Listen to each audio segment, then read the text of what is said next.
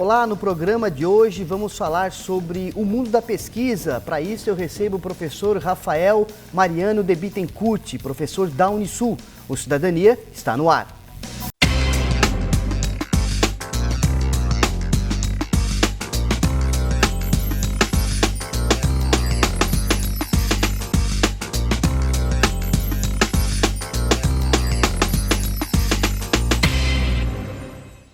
Olá, desde já quero agradecer a sua audiência, a sua companhia em mais um programa Cidadania. Hoje eu recebo o professor Rafael Mariano de Bittencourt, professor da Unisul, especificamente trabalha na área da pesquisa, vai conversar um pouquinho com nós sobre essa questão acadêmica, ele também que é cientista, sobre todas essas questões das ciências, que nós estamos vivendo hoje, senso comum, ciência, em volta dessa situação da pandemia. O professor Rafael vai estar aqui conosco.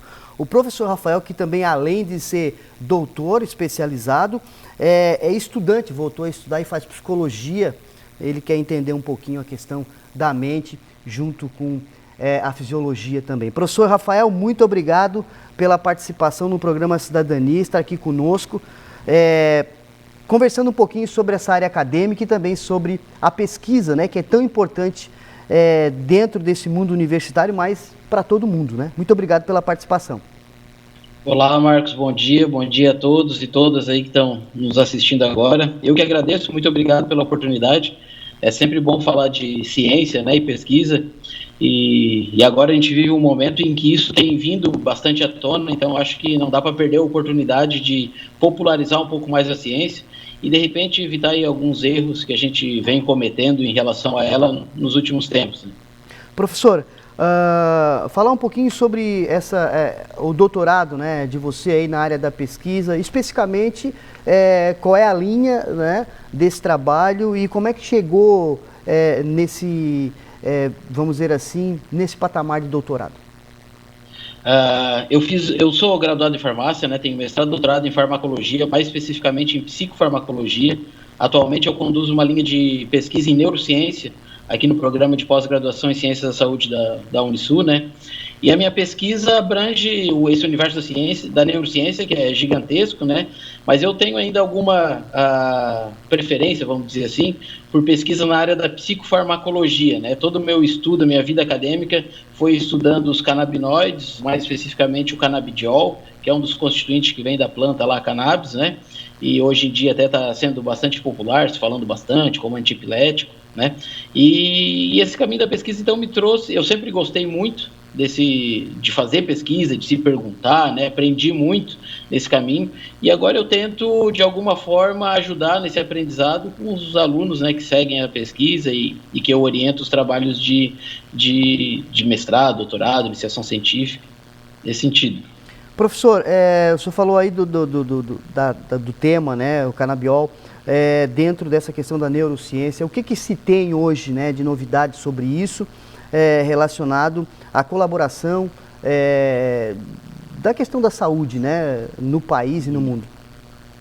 Essa é uma questão que vem mudando bastante, para melhor, eu acredito. São passos, às vezes, meio lentos, mas ainda assim estão sendo dados, o que é importante. No Brasil, por exemplo, hoje, já tem a liberação para a produção de um medicamento, com base na cannabis, que tem ali no princípio ativo o canabidiol, já está disponível nas farmácias, um medicamento produzido no Brasil, então isso foi algo que mudou bastante, e tem muitos estudos, tudo isso está acontecendo, não é por acaso, não é por nada, porque os estudos realmente estão fundamentando o uso dessa substância em muitas situações, por exemplo, na epilepsia, algumas epilepsias refratárias, aquelas que não respondem a nenhum medicamento e, sobretudo, de crianças com síndromes raras, que tem aí 15, 20 crises por dia, o canabidiol tem se mostrado a possibilidade mais eficiente de, em 2 meses, por aí, a criança zerar as crises. Então, na epilepsia é o que tem mais falado e que tem muitas evidências, mas extrapola a epilepsia, é um ótimo ansiolítico. Na minha pesquisa, por exemplo, de mestrado e doutorado, a gente viu aí como um potencial bastante interessante no uso do transtorno de estresse pós-traumático. Inclusive, é um transtorno que vai estar muito presente, infelizmente, aí após o período pandemia, né, situações traumáticas que se vive hoje, de perda de entes queridos, do próprio medo de contrair o vírus, ou se contraiu do medo, de repente, até, né, da morte e tudo mais. Então esse vai ser um transtorno bastante frequente, e o canabidiol a gente mostrou que pode ser interessante no tratamento desse tipo de transtorno. Então tem várias possibilidades, dores crônicas, adjuvante na quimioterapia do câncer, tem uma série de possibilidades, né? É um medicamento, como qualquer medicamento, se bem utilizado, né, por profissionais capacitados e tal, pode trazer benefícios, mas também, né, como qualquer medicamento, se não muito bem utilizado, também pode trazer aí seus prejuízos. Professor, você citou aí as pessoas que já têm algum tipo de problema, como a epilepsia, né? E junto a isso falou de todo esse momento que a gente vive, que é a questão da pandemia, que pode trazer traumas para as pessoas também. Nesse sentido, como é que vocês, cientistas, avaliam tudo isso, né? Porque a pessoa pode adquirir qualquer tipo, necessariamente não precisa adquirir o vírus, né, o coronavírus, mas pode ficar com outro tipo de transtorno ou com outro tipo de problema que tenha que vir fazer um tratamento, né? Sim, eu particularmente tenho me interessado bastante por essa temática, né? Vários pesquisadores falam aí o que seria uma quarta onda pós-Covid, que é uma onda de saúde mental, na verdade, né? Pessoas que já têm algum problema de saúde mental, ansiedade, depressão, poderia estar sendo agravado nesse momento, e pessoas que não têm, que nunca apresentaram, passariam a apresentar. Então essa é uma situação bastante delicada e tem que ser olhada com bastante atenção pelo universo científico, pelos profissionais da saúde como um todo, pelo Estado também, porque certamente isso vai refletir também nas pessoas. E é como tu bem colocou, Marcos, não precisa ter pego o coronavírus para ter algum desses problemas, né, de ordem de saúde mental. Às vezes a experiência dessa situação é uma experiência muito difícil para todo mundo, desafiadora, né? Mudou a vida de muita gente de maneiras diferentes também. Então tudo isso pode impactar na saúde mental, com certeza. Professor, nós vamos fazer um pequeno intervalo e daqui a pouquinho a gente volta com o próximo bloco do programa Cidadania. Estou conversando com o professor universitário, o Dr. Rafael Mariano de Bittencourt, falando sobre ciência, sobre pesquisa, sobre universidade, aqui no Cidadania da Unisul TV. Nós vamos fazer um intervalo e daqui a pouquinho a gente volta.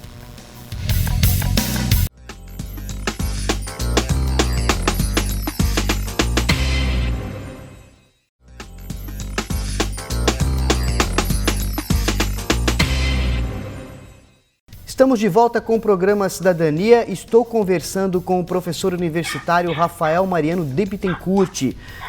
Professor Rafael, estávamos falando no bloco anterior sobre toda essa questão da pandemia, né, e o que pode, as consequências relacionadas à saúde mental das pessoas, mesmo não pegando o coronavírus. Relacionado à idade, professor, não tem idade, são jovens, são adultos, pessoas idosas que podem vir, né, ou já estão desenvolvendo qualquer tipo de transtorno, medo, ansiedade, né, relacionado a esse momento? Então, em relação à saúde mental, é um pouco diferente, né, do próprio coronavírus, né, que acaba sendo um pouquinho mais danoso aí para pessoas, de repente, com maior idade, mas também a gente vê aí na prática que nem sempre isso se reflete, né, mas na questão da saúde mental é bastante democrático, vamos dizer assim, né, não tem muito isso, negócio de idade, tanto pessoas muito novas, né, pode desenvolver algum transtorno, pessoas mais idosas, enfim, há muita coisa ainda que se responder, né, no que vai acontecer nesse pós-pandemia, em relação à saúde mental, né, observar a população e ver o que vai acontecer. Mas, a princípio, Marcos, não tem muito esse negócio de idade, não, tanto é que hoje a gente já vê aí, né, no nosso dia a dia, pessoas sofrendo de ansiedade e tudo mais, isso independe da idade, independe de várias coisas. Professor, estamos entrando um pouco na seara aqui da psicologia, enfim, porque você, além de tudo, faz psicologia também, e eu também estou ali fazendo psicologia, né, para entender todo esse contexto, mas dentro da área de você mesmo, que é a neurociência, né, a fisiologia, dentro desse processo, também vem afetar nesse sentido, eu vou falar aqui, posso estar falando uma bobagem, dentro do mecanismo cerebral, né, nesse momento? Não falou nenhuma bobagem, é muito bem colocado, inclusive, Marcos, porque tem estudos hoje já, mais até no campo da teoria, mas uma teoria bastante fundamentada, né, cientificamente fundamentada, do que pode acarretar a infecção por esse vírus em termos de sistema nervoso central. Essa infecção ela pode chegar no nosso encéfalo, pode fazer uma cascata de inflamação lá dentro do cérebro também, vamos dizer assim, né? Eu até estava lendo agora um artigo há pouquinho tempo numa revista chamada Frontiers in Immunology, que fala justamente sobre isso, o quão pode bagunçar aqui a estrutura do nosso cérebro, dependendo, né, de como for a infecção para cada pessoa, mas pode desencadear uma série de respostas ali dentro, e essas respostas estariam aí culminando em alguns transtornos, né, como ansiedade, depressão, déficit de memória e por aí vai. Então não é só a parte de todo o contexto que já leva, né, uma possibilidade de resposta de ansiedade, a gente está numa situação bem desafiadora, mas o próprio funcionamento fisiológico nosso pode favorecer esse aparecimento. Então faz todo sentido o que tu falou, mas essa é uma daquelas questões em que ainda precisa se conhecer bastante. Professor, e falando especificamente da questão do coronavírus, né? O que nós temos já relacionado, porque sabe-se que fala-se em gripe, fala-se em pneumonia, fala-se em perder o paladar, enfim, várias questões, né, estão envolvidas. Mais relacionado à Covid-19 e essa questão do funcionamento cerebral, do sistema nervoso central, o que já se tem, né, de estudo relacionado ainda, os efeitos dessa doença relacionada a isso? São tudo ainda. Essa é uma doença que a gente está aprendendo, né? À medida que ela chegou, a ciência foi aprendendo junto com ela. E é muito importante escutar a ciência, né? Eu acho importante destacar esse ponto, porque a gente vive um momento de negacionismo muito grande. E isso é muito perigoso para a sociedade. Ciência não é uma questão de opinião, né? Eu gostar de azul e vermelho, isso é uma questão de opinião. Ciência se baseia em fatos científicos, né? Em experimentos, em estudos, né?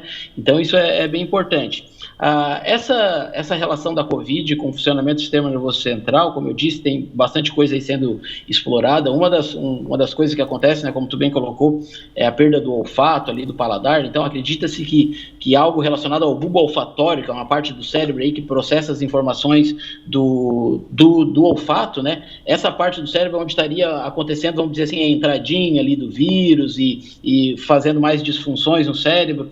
Então bastante coisa pode estar acontecendo, mas tudo que eu falar aqui ainda é bastante preliminar. Nesse momento, a ciência se preocupa no problema, é um problema de cada vez, né? O problema maior do momento é o quê? É tentar achar uma vacina, uma forma de as pessoas não irem a óbito pela doença e tal. Depois começar a ver o que pode ter aí meio que bagunçado no nosso corpo, entender isso e propor possibilidades de tratar isso, né? Mas tem bastante relação, sim.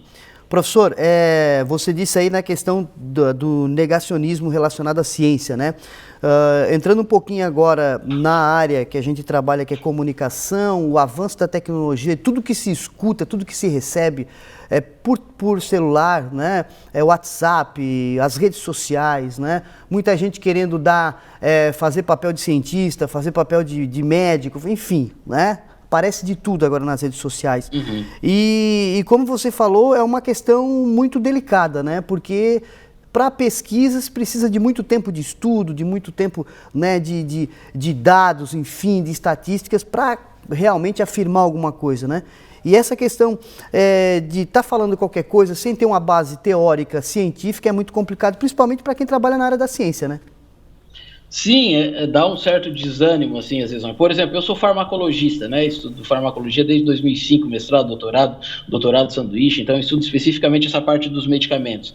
E daí tu vê pessoas que não têm a mínima noção do processo científico, como que é descobrir um medicamento, como que é, de repente, chegar à conclusão de que ele funciona para algo, falar que tal medicamento funciona para a Covid sem embasamento nenhum, enfim, sem nada. Então isso é bem complicado, mas isso também eu falo que tem uma responsabilidade do cientista pelo fato de que a gente vive muito numa bolha, né, Marcos? A gente se comunica para pares, então a ciência ela tem que ser popularizada, a gente tem que falar com ela na sociedade no geral, a sociedade tem que entender melhor o que é a ciência, como que ela é feita, para quando acontecer situações como essa, eles estarem mais preparados, com opiniões mais críticas, né? Então nós cientistas, eu assumo uma responsabilidade nisso. Eu acho que a gente precisa se comunicar melhor com a sociedade no geral, né? Porque com os pares a gente já faz isso muito bem, mas é preciso também se comunicar com a sociedade. Talvez menos tecnicismo, né, professor?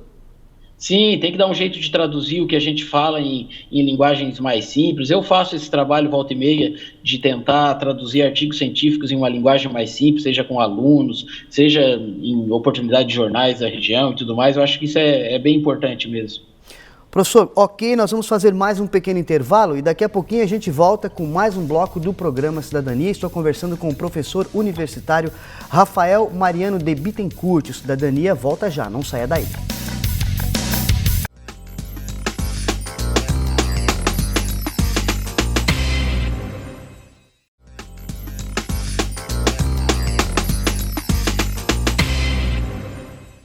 Estamos de volta com o programa Cidadania. Estou conversando com o professor universitário, professor Rafael Mariano de Bittencourt. Professor Rafael, que também participou, né, durante esta semana de um bate-papo que o tema diz o seguinte: a vida acadêmica em tempos de pandemia. Um papo sobre saúde mental e outras coisas que não cabem nos líderes. É isso, professor?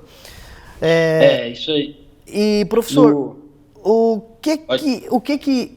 que é isso, né? Os acadêmicos também estão com um problema relacionado a essa questão da pandemia aí, porque estamos desde março, né, com aulas virtuais. Sim. E não é só para o acadêmico, é para o professor também, toda uma readaptação, Sim. né? Eu vivo essa situação, né, de uma maneira que eu considero bem privilegiada, no sentido que eu consigo ter uma visão ampla, porque eu estou vivendo como professor, né? Nós, professores, a gente teve a nossa rotina completamente alterada, praticamente da noite para o dia, assim, literalmente, né? Uma noite a gente estava na sala de aula, no outro dia a gente, de repente, se viu tendo de adaptar todo o nosso sistema de ensino para uma situação virtual. E eu vivo isso como aluno também, né, Marcos? Como tu falou, a gente é colega aí no curso de psicologia, e também, como aluno, é uma mudança bastante drástica. E todos, né, professores e alunos, estão sentindo isso. Nós, professores, por exemplo, talvez a gente nunca tenha trabalhado tanto como a gente está trabalhando agora, porque é reformular todas as aulas, é rever a forma de fazer, o que é um desafio bem interessante, abre muitos universos, né? Eu mesmo, a minha aula em sala de aula nunca mais vai ser a mesma. Tem coisas que eu aprendi nesse período e que eu vou continuar aplicando depois. Então esse é o lado positivo, né? De se reinventar, de se reconstruir. E para o aluno eu acredito que é a mesma coisa, né? Mas num primeiro momento isso causa um certo impacto, né? Gera uma ansiedade. Então eu vi bastante também, tanto por parte de alunos como por parte de colegas professores, pessoas sentindo essa mudança. Mudar não é fácil, né, Marcos? Mudar causa estresse. E mudar desse jeito, nessa circunstância que a gente está tendo de mudar, é bastante desafiador também. Ô professor, e a questão vamos dizer assim, porque a sociedade vive numa busca de resultados, né? Uma coisa que também tem que se repensar muito nisso, porque às vezes não se pensa na qualidade, mas se pensa só, né, no melhor e no maior, enfim.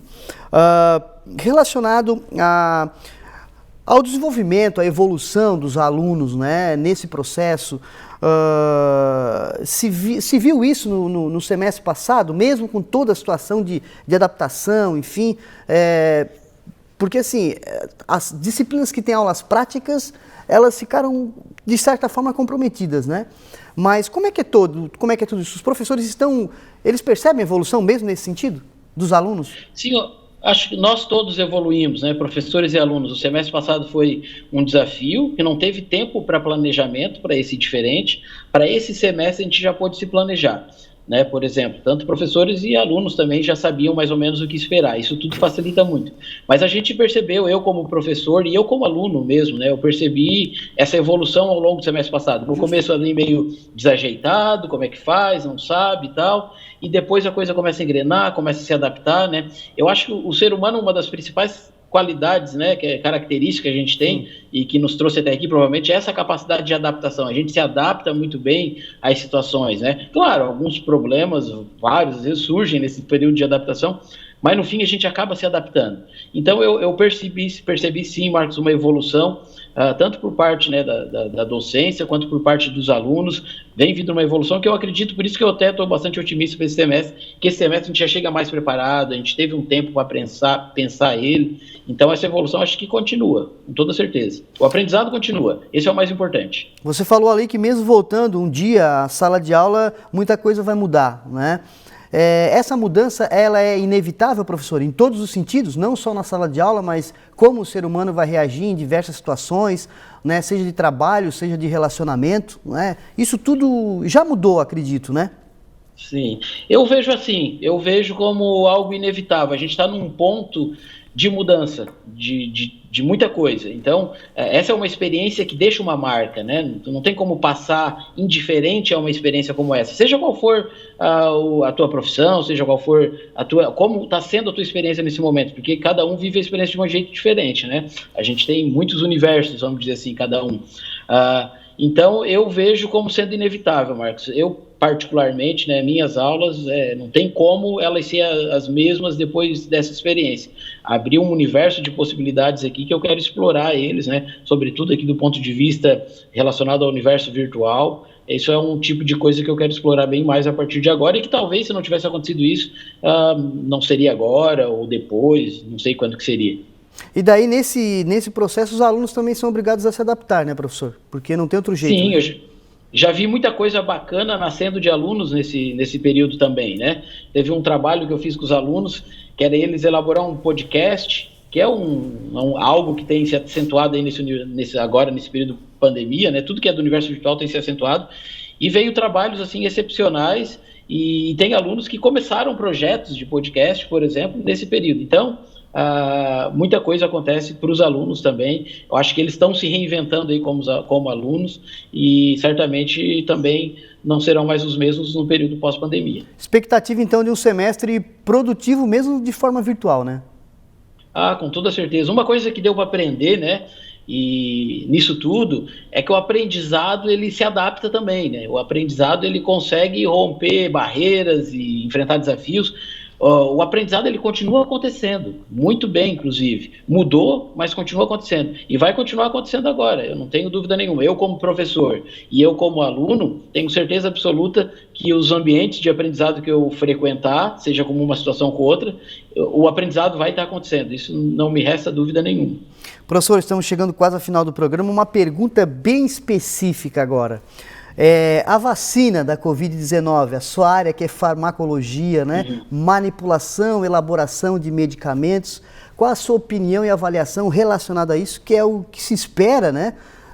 Tão ansiosamente para que isso acabe com pelo menos essa pandemia que nós estamos vivendo, né? Ou minimize a situação, né?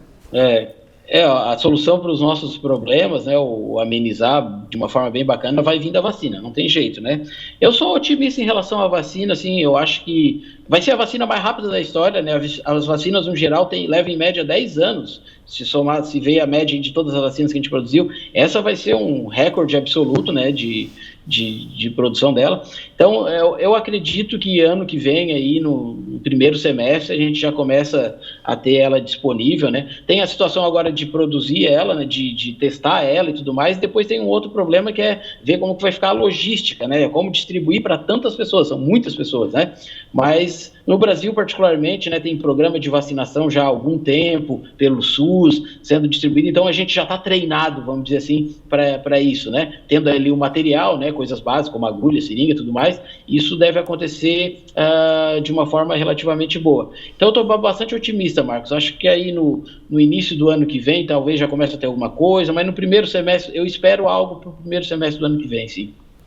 Professor Rafael Mariano de Bittencourt, doutor Rafael, muito obrigado pela participação no programa Cidadania, trazendo essas informações, e a gente está sempre à disposição, agradecemos a participação.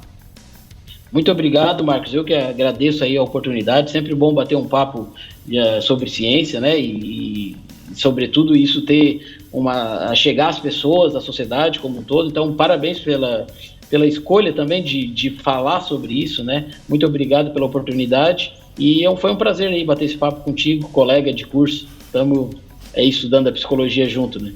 Muito obrigado, professor. Até a próxima. Valeu.